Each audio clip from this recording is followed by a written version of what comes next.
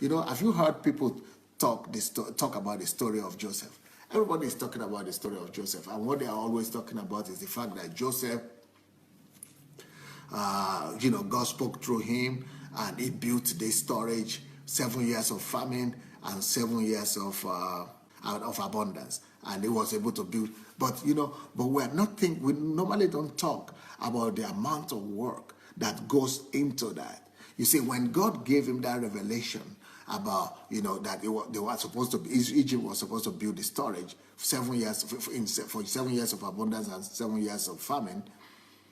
Egypt didn't know how to build it. Egypt didn't know how to do that, and the king himself, Pharaoh, had to tell Joseph that Joseph should go and do that, because God had showed it to him that he should be the one to go and construct those storages.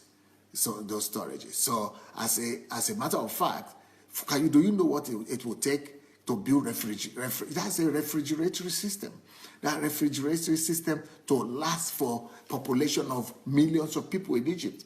And not just people of the Egyptians and Israelites had access to that refrigerator storage, but it was the people, all the lands and all the countries nearby, because the Bible said there was a great famine that came upon the earth that time. So the whole world were able to go to Egypt to go and be supplied with food substance. And food substance cannot just be stored anywhere. It has to be a uniquely built refrigerator system.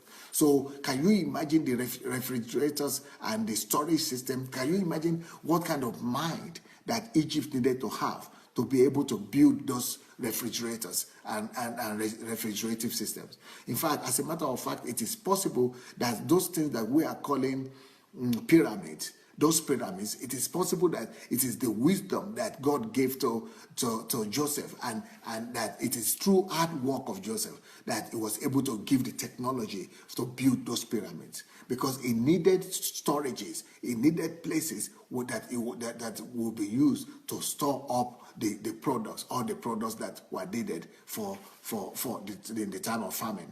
And that is such a big technological feat. And can you imagine the amount of mathematics that is necessary? Can you imagine the amount of calculation that is necessary? Can you imagine the amount of density, gravity, and all kind of scientific laws that must be considered just for enough food to be stored up? Just for enough food to be stored up, that to make sure that the whole earth is fed by it. And I was sustained for 7 years of abundance, and another 7 years for 14 years.